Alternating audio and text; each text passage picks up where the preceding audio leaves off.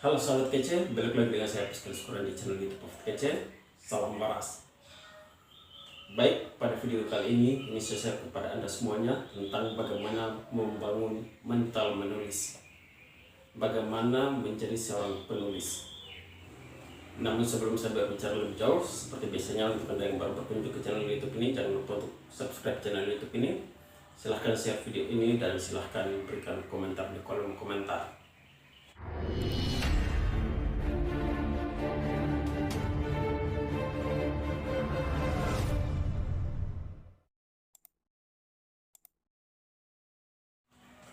Sahabat kece, kita mungkin sering ditanya oleh teman-teman, sahabat, atau bahkan kenalan tentang kapan seorang bisa disebut sebagai penulis. Atau hal ini muncul dari dalam diri Anda untuk mempertanyakan apakah Anda sudah pantas untuk jadi penulis atau tidak.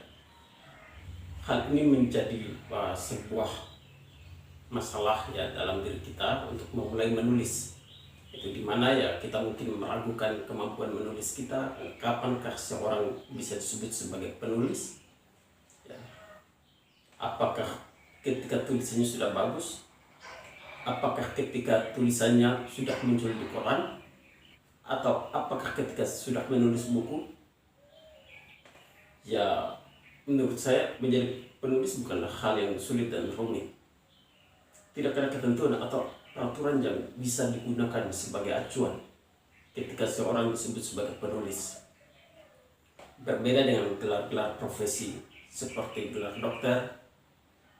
doktor, profesor, psikolog, akuntan, dan lain sebagainya. Anda perlu tahu bahwa hanya ada satu cara untuk menjadi penulis, yaitu dengan menulis. Berapapun langkah yang harus ditempuh untuk menjadi penulis, mau 3, mau 5, mau 7, atau bahkan beribu-ribu, semua berisi poin yang sama, yaitu 1 menulis, 2 menulis, 3 menulis, 4 menulis, 5 menulis, 6 menulis, dan seterusnya. Nah, kita sering juga mendengar ada yang mengatakan diri bahwa saya calon penulis. Pertanyaannya, adakah calon penulis? Kadang-kadang orang ragu untuk menyatakan diri sebagai penulis. Mereka menyebut diri sebagai calon penulis. Ya, hal ini karena terhalang mental block yang parah. Mental block yang sangat takut. Mungkin merasa diri tidak patut untuk menyebut dirinya sebagai penulis, alias ragu-ragu. Padahal ya, dengan menulis maka Anda telah menjadi penulis. Anda bukan calon penulis lagi ya. Nah, ini yang kadang membuat kita keliru, membuat kita ragu-ragu ya. Jadi Anda harus ingat bahwa yang disebut dengan calon penulis adalah mereka yang berencana akan menulis ya. Begitu Anda menulis, maka Anda telah menjadi penulis. Ya, sesederhana itu. Jangankan jauh-jauh. Ketika Anda menulis sesuatu untuk diposting di Facebook, Instagram, WhatsApp group, maka Anda adalah penulis. Ketika Anda menulis sebuah aktivitas, kegiatan, kejadian atau peristiwa, maka Anda adalah penulis. Ketika Anda rutin menulis status, Anda adalah penulis. Menurut Mel Smith, calon penulis adalah seorang yang duduk melamun di depan laptop berjam-jam tanpa menulis sesuatu sambil membayangkan ketika dirinya akan menjadi penulis. Itu. Nah, mereka itu barulah yang disebut sebagai calon penulis, yang seumur hidupnya selalu menjadi calon penulis. Jadi Anda harus ingat bahwa sesungguhnya calon penulis itu tidak ada. Istilah calon langsung gugur saat Anda mulai menulis. Namun jika Anda hanya berencana atau ingin menulis tapi tidak pernah menulis, memang Anda adalah calon penulis. Bagi Mel, Menjadi penulis itu tidak harus kuliah di Fakultas Sastra atau Bahasa. Syarat menjadi penulis hanyalah benar-benar menulis. Saat menulis itulah Anda telah menjadi penulis. Bagaimana membangun mental Anda sebagai penulis? Being a writer requires only one thing, actually writing. Tidak penting sederet status dan penghargaan, karena yang paling penting adalah Anda benar-benar menulis. Ya, sesederhana itu untuk menjadi penulis. Sepanjang Anda benar-benar menulis, Anda adalah penulis.